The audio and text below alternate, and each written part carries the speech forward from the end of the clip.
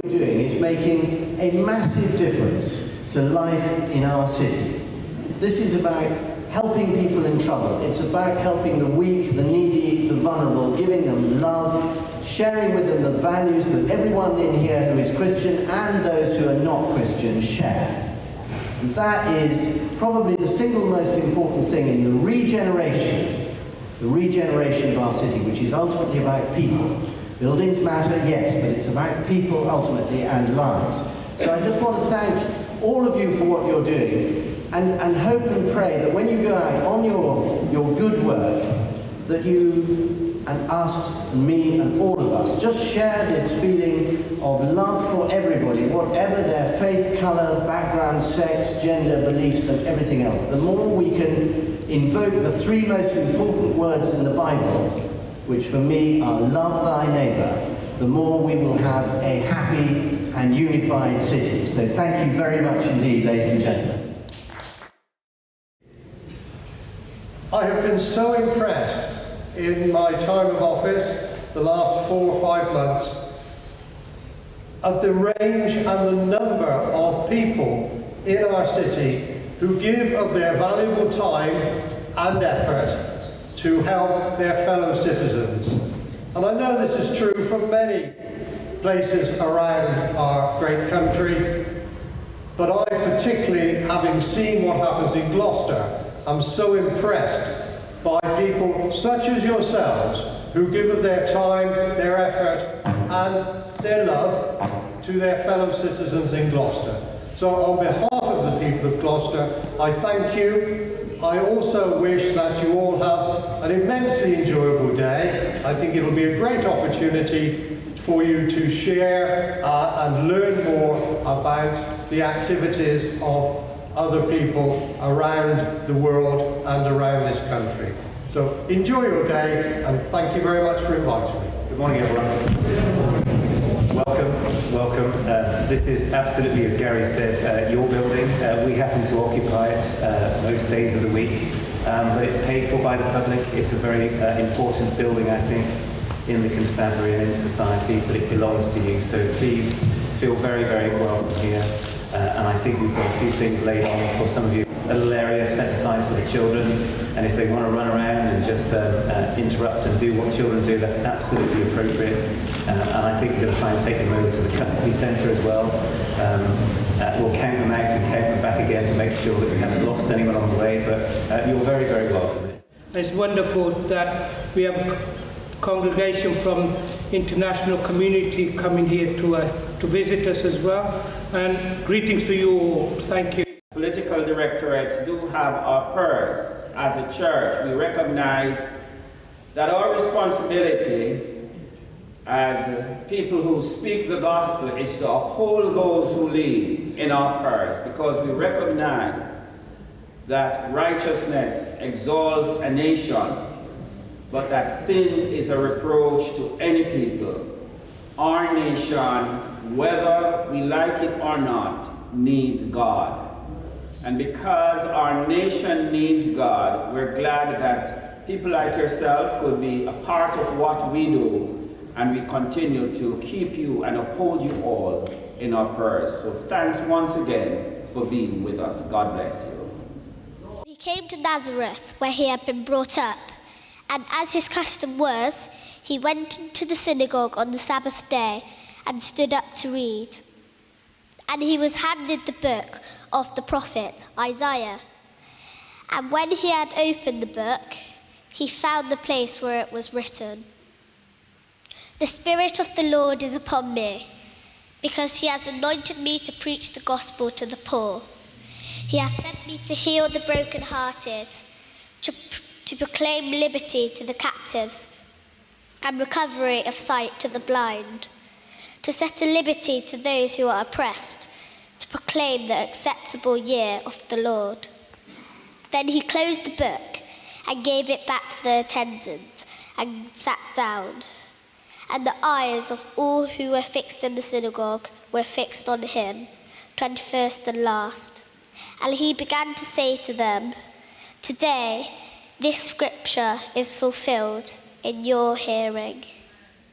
Truly international, isn't it, today? Come and find us and speak to me, particularly if you want to know what's happening in the Middle East, in the Arabian Peninsula. On the news, you see all the destruction, the conflict, the pain, the difficult, dark place. But what you don't see is what God is doing behind the scenes in bringing people to himself through Jesus. And we have stories after stories of people who are having dreams or visions of Jesus, who want to know more about him. And I just wanted to read a couple of quotes that our media team have had recently to give you a flavour of what's happening. This is a Syrian refugee. He said, "I used to hate Christians, but I saw Christ in a dream. I began to follow him and to find out more. I would like someone to help me to understand the Christian faith more deeply." And another person, Ibrahim, said this, "It's so precious to be able to open the book and realize that every single word is a message to me directly from God." He finally had his hands on the Bible for the first time. And someone else from Iraq, he said this, "I want to study the Bible with teachers who really know this book."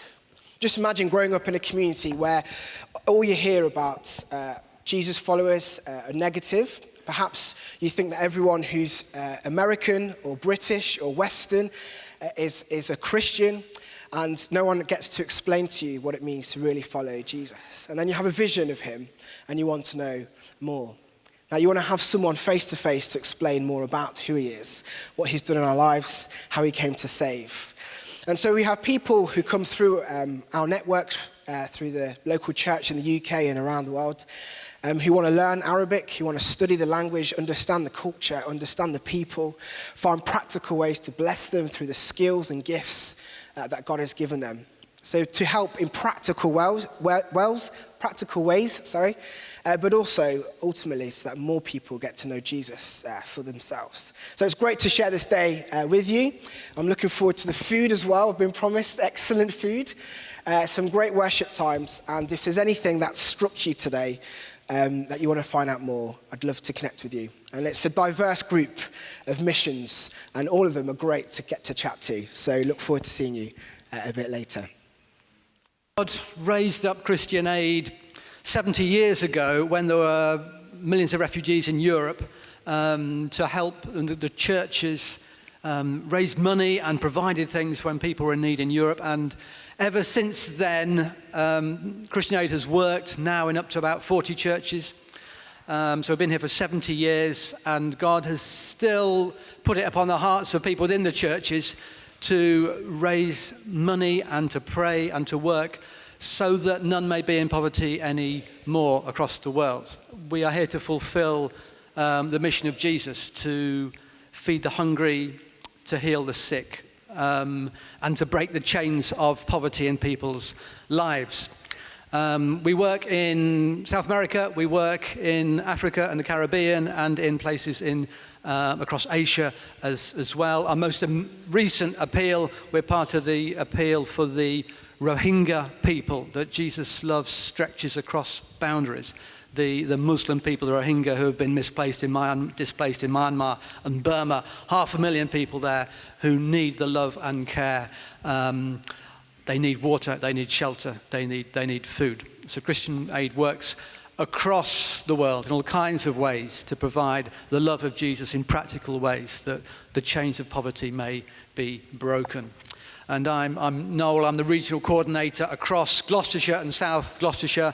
They're available to come into churches to speak about the work of Christian Aid and what we do to help churches to give, act and pray that God's will may be done. Gloucester City Mission was set up roughly 15 years ago to work and serve with the most vulnerable and the homeless of Gloucester.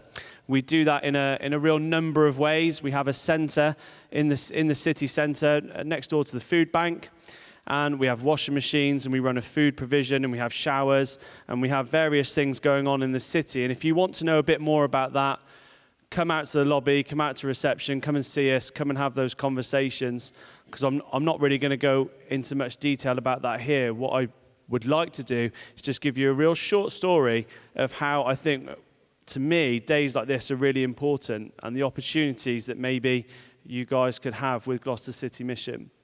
So a couple of months ago, the body of a young lady in her 20s was found on Robinswood Hill. Some of you locally may have seen it in the paper. She had issues with drugs and she had issues with alcohol. And as Gloucester City Mission, as GCM, our outreach teams has had a bit of contact with her, and bit of work had gone on with her. What kind of makes this story a little bit more prevalent for what we're talking about today is that about 3 years ago, this young lady graduated from the same Bible college that Pastor Robert and I came from as well. And I just want to really take this opportunity to say to you guys today that all the agencies that are here, yes, we're not going to turn away. You know, if you want to support us financially, fantastic. But if you want to support us, especially the mission, through volunteering, through prayer, these are real practical ways that you can get involved with us, and we appreciate that. It's not an easy thing being involved in mission, and we're all involved in mission. Every single one of us in this room, we are involved in mission, and this is our role in the city, and it's our witness. So if you want to get involved with us, if you want to pray with us, if you want to be a part of what we're doing in the city of Gloucester, come and see us, come and give us a shout. We'd really, really love to spend some time in prayer with you guys, spend some time in fellowship with you guys, and if there's more that you want to learn about the mission and the work that we do, just come and give us a shout in the foyer or reception. I'm James. I'm here to represent IJM. That's International Justice Mission. I'll keep this very brief. So Robert said something interesting at the beginning. He talked about the police. We're here in the police headquarters. And he said, they're here to help you. They're not here to intimidate you, to harm you. And that's a situation that in the UK we are accustomed to, that we've lived with since Bobby Peel, back in the day, was our Prime Minister, founded the Bobbies. And it turns out that that's not the normal experience for people around the world. And IJM are committed to bringing functional legal apparatus, so public justice for everybody, the poor and people who can't afford it. People don't necessarily around the world see the police as working for their best interests. That's probably a fairly accurate representation of the situation. And a lot of experts are now in poverty alleviation, international development, trying to fathom the ramifications of what it means for society that does not have a functioning legal apparatus working to preserve their interests. So it ties in very nicely with God's command. He has shown you, O man, what is good. What does the Lord require of you? Seek justice, love mercy, walk humbly. Is this not the kind of fasting I've chosen? Loose the chains of injustice, untie the cords of the yoke, set the oppressed free, break every yoke. Promise with that. Then your light will break forth like the dawn, your healing will quickly appear, your righteousness will go before you.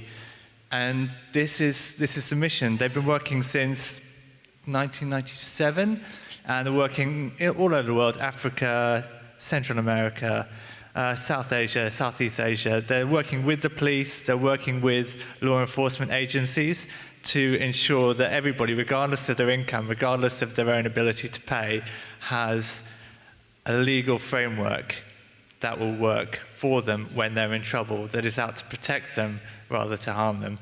And that's really a very big deal when you want to get a country, a society that functions and demonstrates justice and God's picture for the world. I'll leave it at that. Thank you.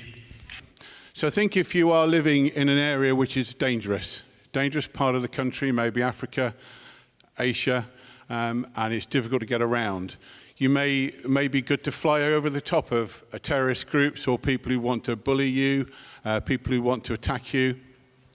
Sometimes it's very difficult to get around because the roads are simply really, really poor. When it rains, like it did this morning, actually, your mud road, turns to something about 6 foot deep in mud. So you literally can't drive anything anywhere, and actually your vehicles get buried and you can't get them out for weeks. So what's the best solution? To fly across it. MAF have been going we were formed just over 70 years ago, so we've been going a long time. And we operate in about 130 countries, 125 countries around the world, mainly in Africa, South America, in Southeast Asia, and in the islands north of Australia, where some Aborigine communities live. We've got about 130 aircraft And the reason we're there is to help the Lord Jesus do his work in those countries. So we're facilitators, we're enablers. If you see somebody from a global Christian organization being interviewed on the news at 10, and they're standing in the middle of nowhere, in the middle of a crisis, we've probably flown them there. Good example was a few years ago when there were huge floods in Mozambique, and we put together a fleet of about 15 aircraft to help support the aid operation that was going on. You might remember it because there was some famous footage of the South African Air Force helping their neighbours for the first time and winching a mother and her 2 babies out of a tree, and they'd been there for 2 days. So MAF were there supporting, so we fly pastors around, we fly aid. If you've got a problem and our plane lands in the middle of the bush somewhere and you've got to be evacuated to hospital, we'll take you. If you need to fly somewhere because it's too dangerous or because it's too long, we'll take you. A nurse was working in Ethiopia many years ago. She walked into the airport, saw the MF office and said, it's taken me 3 days to go to help a village that I'm working with. And she had to get on a truck for a day, sit on the back of a truck, then go on a canoe for a day down the river, and then walk for a day to get to the village. And she was a wonderful lady, very, very committed, and the Lord had given her an enormous job. She said to MAF, could you help me? We said, certainly. Oh, where do you want to go? She showed them where it was on the map, and it took a MAF plane half an hour to get her there. The MAF plane flew into the village, taxied up outside, she got out, and you can imagine the benefit of doing that. Organisations we work with, one of them is Wycliffe Bible Translators. Now, Wycliffe will spend years working with the tribes, some local people, to actually turn their language, their vocal sounds, into a language and then translate it into the Bible's language into their language. And with the Komyali tribe, it took about 12 years. There were 2 translators. I think one was from Poland, actually, another lady, and they did some wonderful work. The important thing of the message is, how many of you have got these? This is borrowed. It's a Holy Bible. How many copies have you got on your bookshelf at home? Probably quite a lot. One of the wonderful things about this film, if you can try and start to run it, is if you can watch it or you watch it later, just watch the pastor. The delight on his face that he has the New Testament in his language for the first time. We should never, ever, ever take this glorious book for granted, because within its pages you have every answer to life you could possibly need.